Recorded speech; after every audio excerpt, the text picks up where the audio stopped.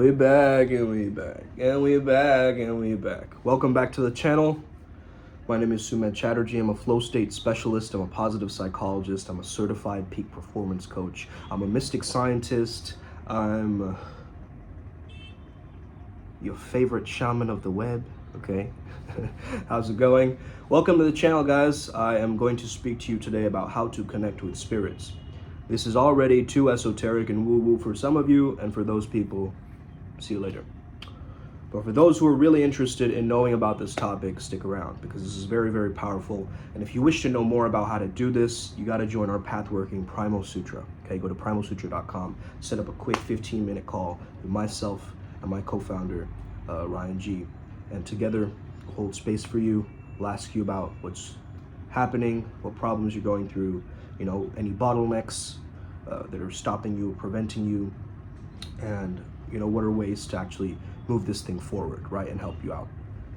So that's number one, okay? Number two,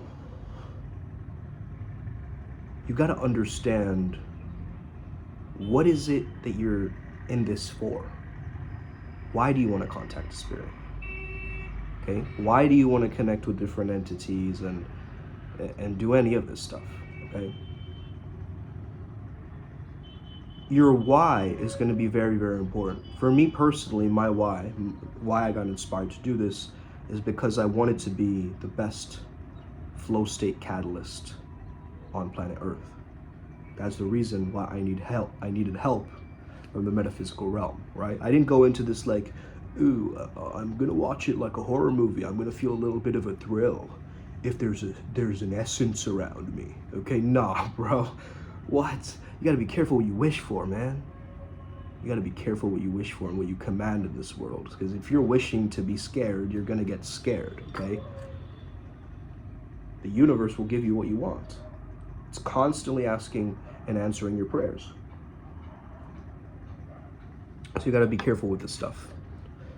Number two, I've been asked a lot of questions around this, right? How do I know if a spirit is good or bad? You gotta ask them who is their creator? Who's their mother or father? If you find their origin point, you'll often know the spirit's intention is. Do you have 100% unconditional support, presence, and care for me? Okay? Muscle testing is going to help you. Kinesiology is going to help you to some level, because they'll make you intuitive, right? You're testing the intuitiveness, the quality with your physical body. Oftentimes your mind will lie to you.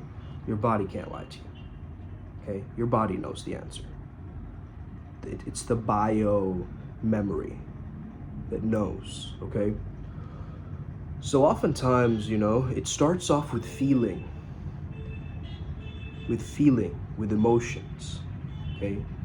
To be more in tune, to be more intuitive, to sense these energies, these subtle energies, we call them, right? You gotta understand, they're very subtle, okay? And if you're thinking about, did I watch that game? There's a game happening tomorrow that I have to watch. Or like, I wonder what's in the fridge, right? If you're thinking all these random thoughts, and if you're just filling your mind up with nonsense and a million thoughts at once, you're not going to be in feeling. You're going to be in thinking. Through presence, we can actually tap in and be more aware of what's going on around us. Now, sometimes there are things like chemo signaling, which I've spoken about earlier, but basically like if someone leaves an eyelash or something in an environment, or, you know, some residue, right? Some gunk, some residue from their body, right?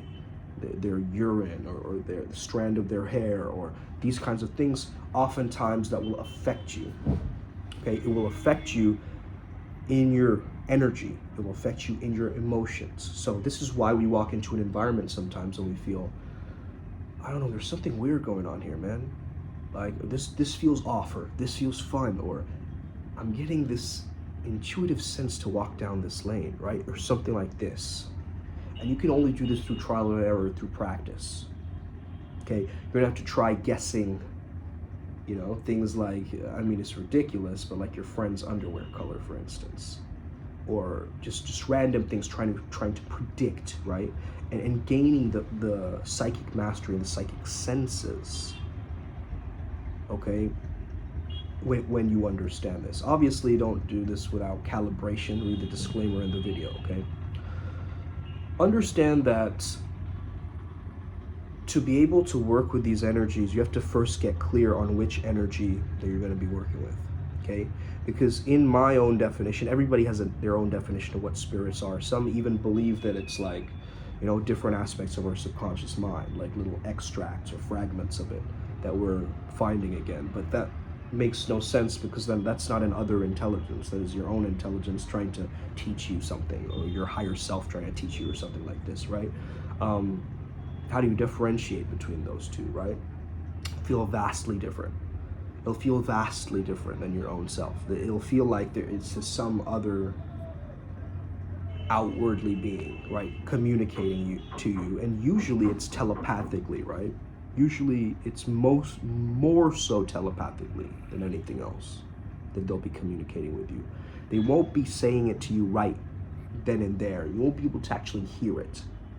It's more so an intuitive telepathic communication that you receive, and through there you can invoke sometimes, or evoke, to call them through, in a sense. I channel every Sunday. You know, join our Primal Sutra Telegram group. There you'll get access to the free channeled sessions.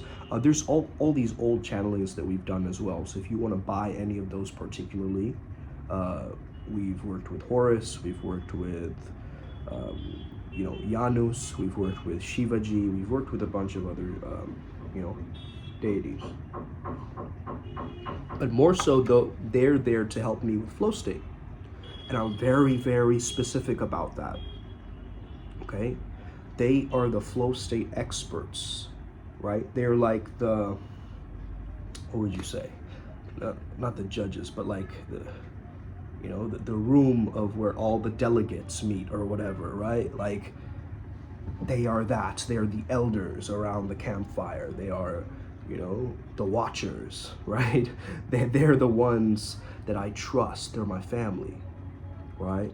And I call them family because it's much easier to connect with your family and share with your family, you see? And if you keep distancing yourself and saying, oh, these spirits are out there, you're never gonna access or talk or communicate with these spirits. What you really want to be doing is merging with them, okay? And the way you merge with them is through symbolism, okay? There's different kinds of symbolism out there.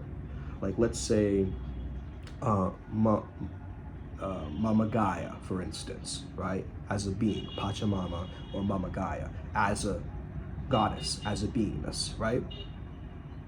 How would you possibly connect? I mean, for what my intuition is telling me, like being in nature, right? That's the most obvious one, being in nature.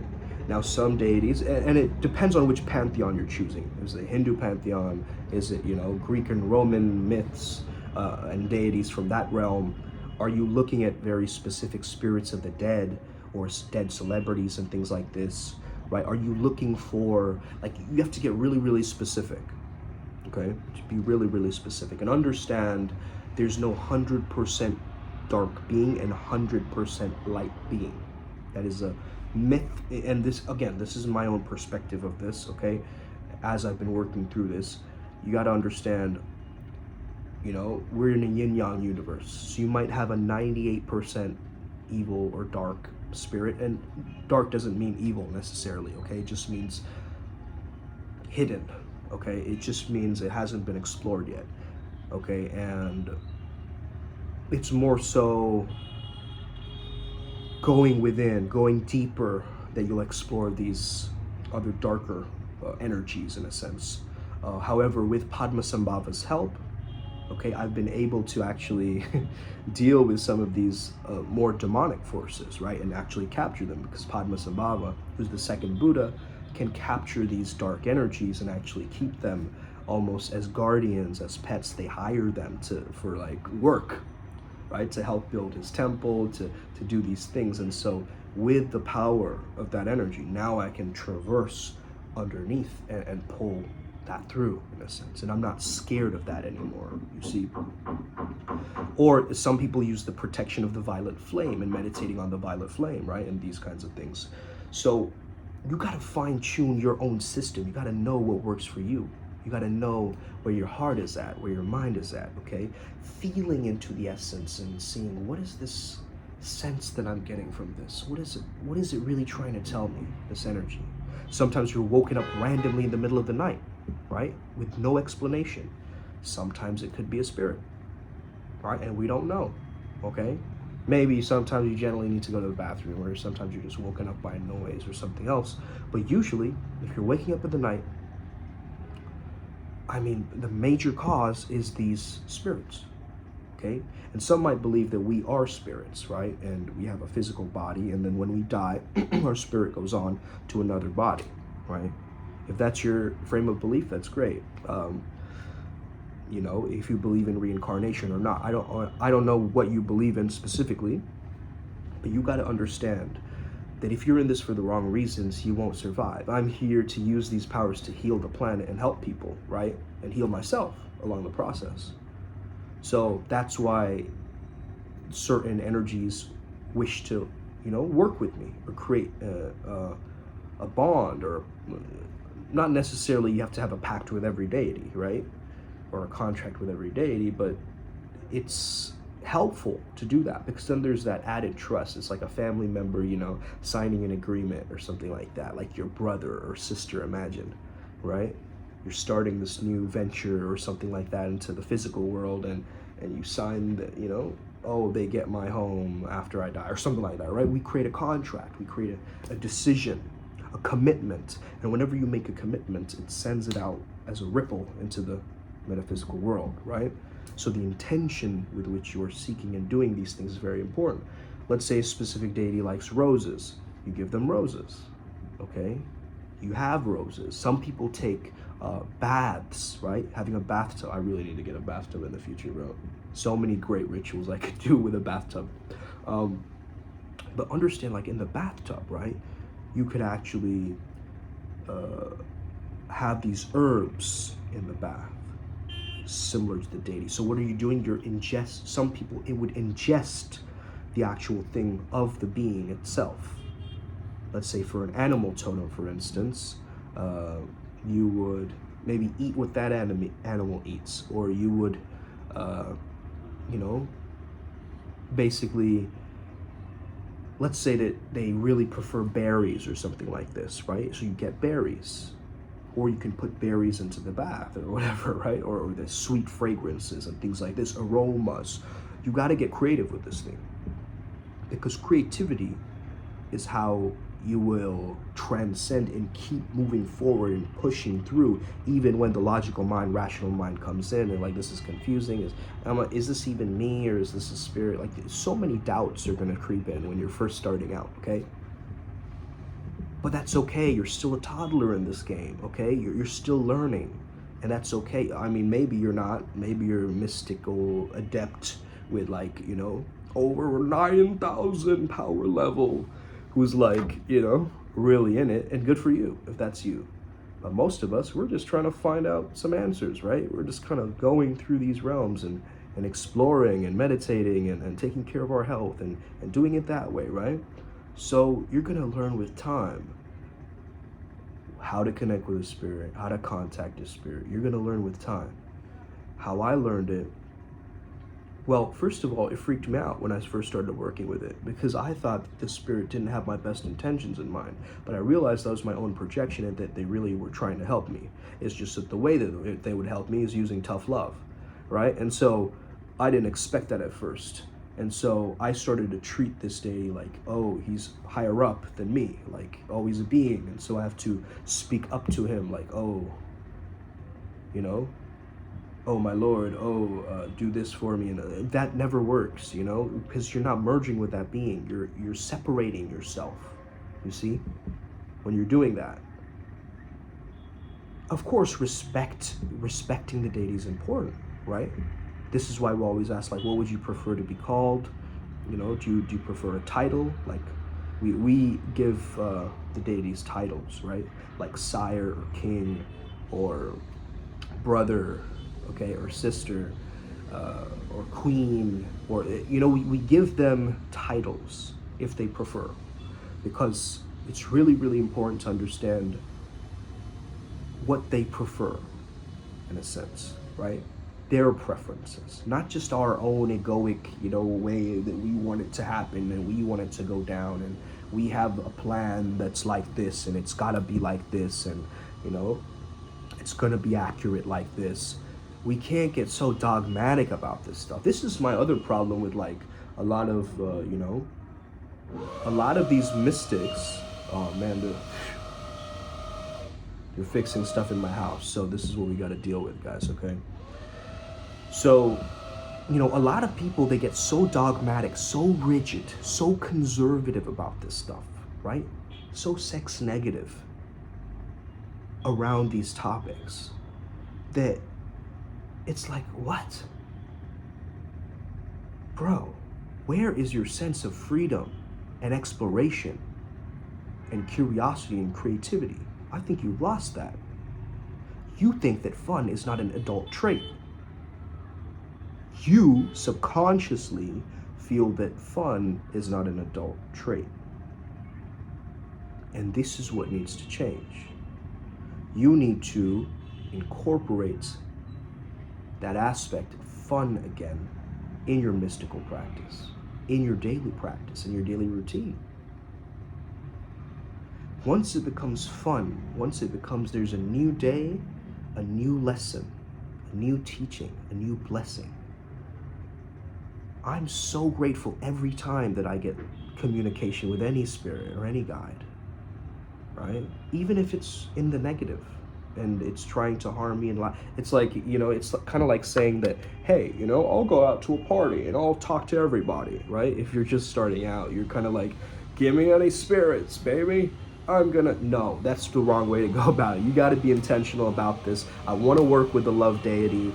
I want them to help me with my beauty, and then do some research online. Not all of those pages will be accurate. If they're saying like, sunflowers for Mama Oshun, that's okay.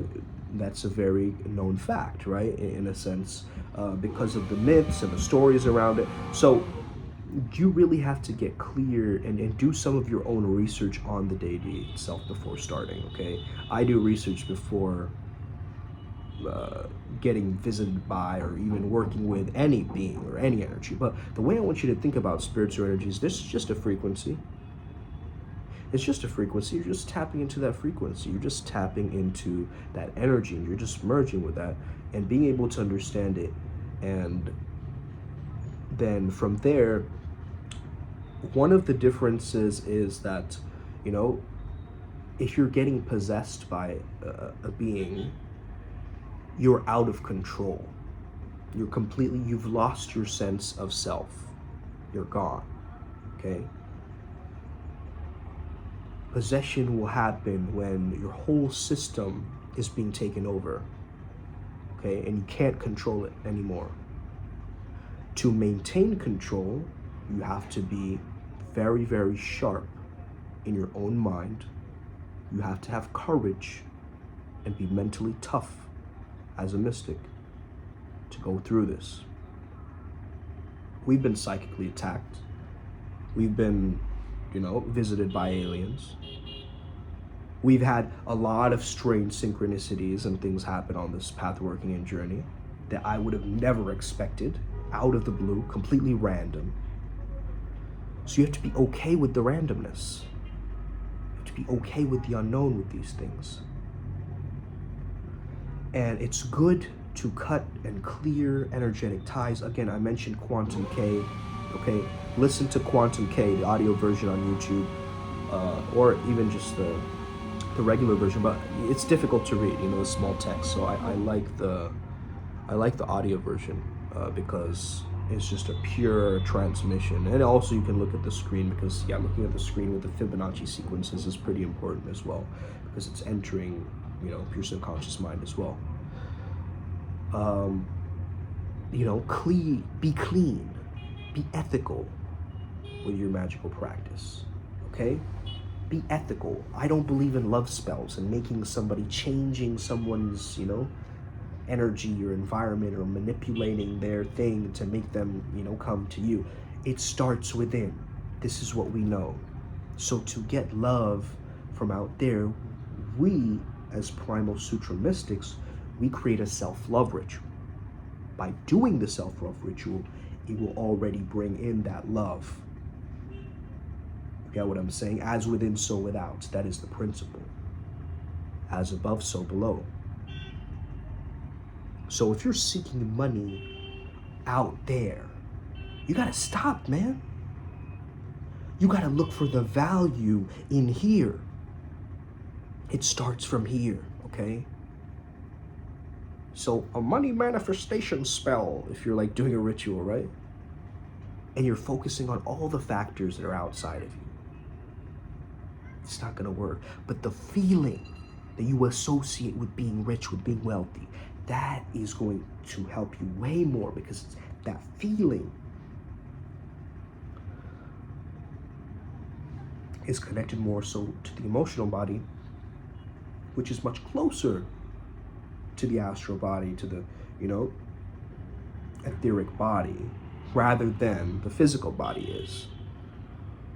Okay? Physical body just you can get little sensations here and there, like, oh, I feel the temperature suddenly change. Okay, that's a good way to know. Like, okay, there's something going on here, right? In a sense. But I think the easiest way is just muscle testing. It's just, I ask myself, if there's anything here in this room with me besides myself? No. No spirits. No spirits around. Okay? And this will give you such a power, because a lot of the times, we don't believe in the non-physical. We have to see it to believe it, right? But here we're working with things that are unseen. So it's good to have some form of representation to start off with, right? Like looking at a picture of the deity or the spirit itself or the entity, if you have some knowledge of it. If you have no knowledge of it, that's okay. You can ask it questions. There's Ouija boards. There's so many different ways to go about this, right? To asking. You can use the dowsing pendulum, as I've got. Have I shown you guys that? Let me go show you guys that real quick, okay? I think some of you guys might be interested in this. The mystical arts, okay? Oh, it's been wrapped up. Hold on. So, this is a dowsing pendulum, okay? What it does is, you got to keep it in your pocket to charge it for a while, so it gets acquainted with your own energy, okay? I even wore it as like a little necklace for a day once. Kept it near my solar plexus. Because that's what I wanted to charge it for. You can also keep it in the sun, obviously. This one is a particular quartz crystal. The more clearer something is, the more pure that energy, and it can be a good base, almost like, acid and bases, like in science, right? Kind of like that, right? It's a good base to start off with, is a clear quartz. However, there's many different styles of dowsing pendulums. So if one speaks to your soul, one sparks out to you, right? You resonate with more, go get that. So basically, if you notice, it could be left is yes or no, so this is like nodding no, and up and down for me is yes. So you got to decide which one it is, right? And if you're working with, let's say, specific energy, sometimes you'll just start spinning it very slowly, and your own body will tell you like the strength of how much it is. So let's do a quick chakra check for me, okay? So root chakra for me, for Sumed, pretty weak, okay? My root chakra needs work, okay? Sacral chakra, okay. So as you notice, okay, it's pretty excessive. It's just sped up a lot, right? Let's see. Solar plexus chakra.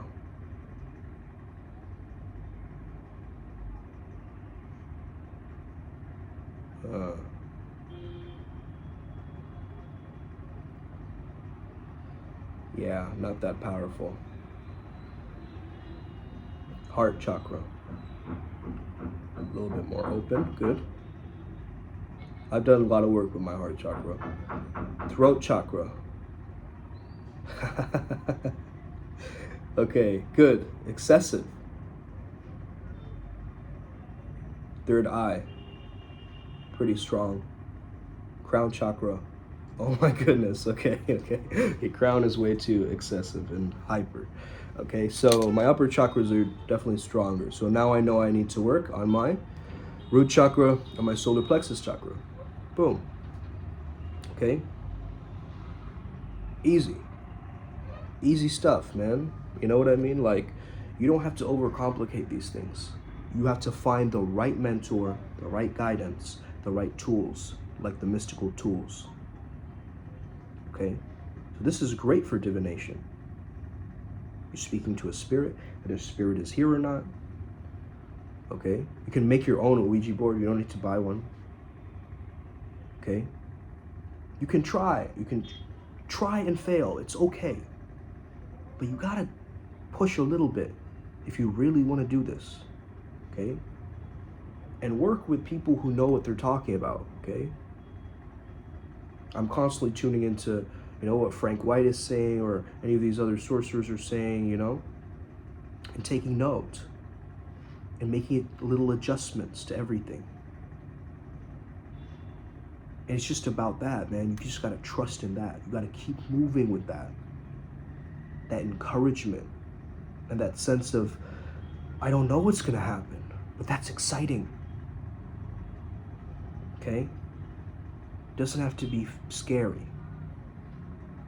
That fear could be excitement that you're feeling. Okay? Now, we all have our weird agendas and dogmas and, ways of belief and, our own religious kind of upbringing and all of these different things which scatter us, which make us, trapped to this 3D world. We can't access the 5D or the 4D if we're just caught up in our thoughts all the time and worrying and stressful and in lower vibration all the time. We gotta be at a specific level of consciousness to do this, to do channeling or to do a soul audit and to test energies, right? You gotta be at a certain level. So that's why our inner work matters so much as mystics. Our inner work matters a lot. You doing the shadow work, you doing the mirror work, okay? Some of you don't know even what this means, but you will learn. That's why I'm here, okay? It's to help you. So I hope this video encourages you more to try this out. And I hope that you gain a solid sense of mastery over this realm. And then you'll see these other realms are there to support you too. They're like your friends, man. A lot of these beings, they're friendly beings, okay? They're there to support you. A lot of them, are gonna be there to harm you too, just like people, right? Not everybody's gonna be nice to you, bro. You gotta know how to handle yourself with that. Because if you have a backing of your spirit guides, that's calling them the higher angels, higher powers, the whistling, okay? Why do we whistle? Why do we clap as mystics?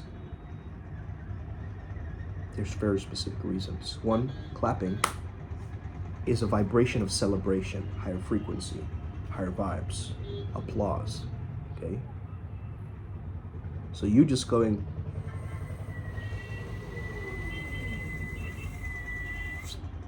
sending out like a bat signal, right? And then going,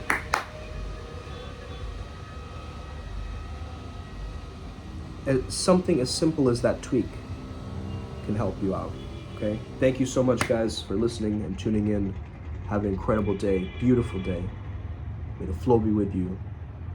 If you want to work with us one-on-one, shoot us a message on either Flowzone Academy or Ryan Bethel Khan _ Primal Sutra on IG. And let's get working, okay? Or just go to primalsutra.com and do that free 15 minutes. That's gonna really give you a proper framework and an understanding for this path working. Have an incredible day. May the flow be with you and stay legendary. Let's get it today. Os.